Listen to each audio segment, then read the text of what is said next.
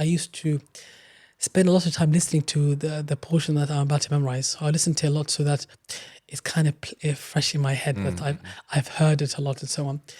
So I used to listen to Sheikh Mahmoud Khalil al-Husari, rahimahullah. I'll listen to him, I'll play it a number of times, as many times as I need for me to be very familiar with it. But whilst I'll be playing the recitation, I wouldn't just be listening to it. I'll also have the mushaf open in front of me. I'm following along. Because I believe it's very important to memorize whilst you're looking at the mushaf there, because you know where every ayah is. You have a picture of that page in your head and so on. So I'd be doing that. And then after I've listened to it a number of times, what I would do is that I would repeat those ayat numerous times. So I don't know, I don't remember the exact amount of times I used to repeat it because I never used to count, but as long as it took for me to remember it. So sometimes I'll repeat the first line a number of times and the second line a number of times and then put them together, then move on and so on. And then once I've done like half of the page, what I would do is that I would try to close the mushaf and read that from the top of my head. And if I get stuck, I'll peek quickly and then carry on without looking at the rest of it. And once I've done that half, then I'll do the second half like that, and I'll put the page together, and then that would be that page complete. And then I'll repeat the page a number of times just to solidify it, and then I'll move on to the next page like that. That's what I used to do. And then of course after each page or someone, I'll recite to one of my peers.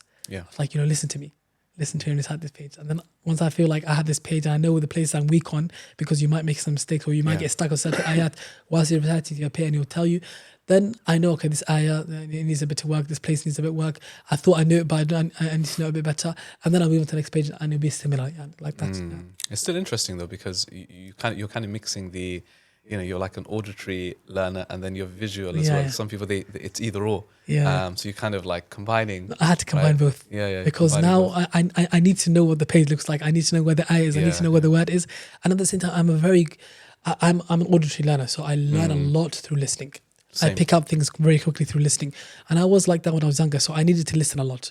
Even when I was learning Arabic, listening was a big thing for me in Arabic, because I used to listen to a lot of Arabic to an extent that when I was learning the language, I used to spend a lot of time just listening to only Arabic. There was maybe 2 years of my life that I never used to listen to anything in English. Really, just Arabic, because I knew that I used to pick up a lot of things in the Arabic, just by listening and spending a lot of time listening.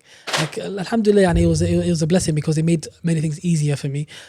I used to remember things very quickly just by hearing it. Interesting. Yeah, for me, I think I was more auditory, but still I had to. So I never liked the technique, by the way, not to say anything against those who did it, but the whole technique of line by line, just read one ayah and repeat it 10, 15, 20 times. I didn't like that because I like the flow. Exactly. Like I think yours is similar as well. Yeah, similar. Because if you're listening in one go or you're reading in one go, there's a flow. Whereas it's too broken for me, the other method. So I liked, even if I was memorizing 2 pages, I would read from beginning to end of the second page and go again and go again and go again.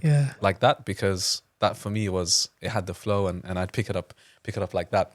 But at the same time, I think when you're younger, you do have an advantage, memory-wise. Your mind is fresh. But that's not to say that it's impossible either way. Because one of my classmates, you could say, in our class was an uncle, actually. He was there. He was like in his 40s, subhanAllah. And he was the only, senior. The rest of us were like, young guys, young boys.